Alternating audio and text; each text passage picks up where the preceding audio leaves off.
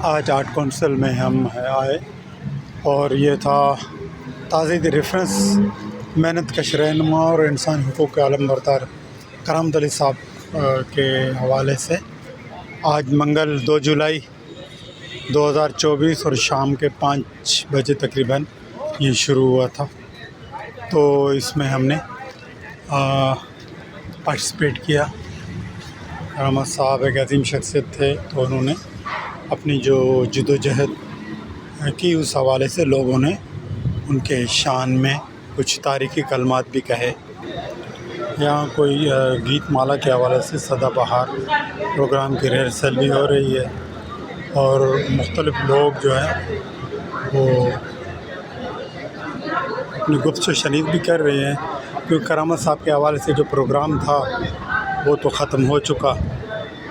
तो हमारे सईद साहब, फातिमा और लोग खड़े, तो रुकैया हैं कहीं दूर थोड़ी सी। ये आर्ट काउंसिल है।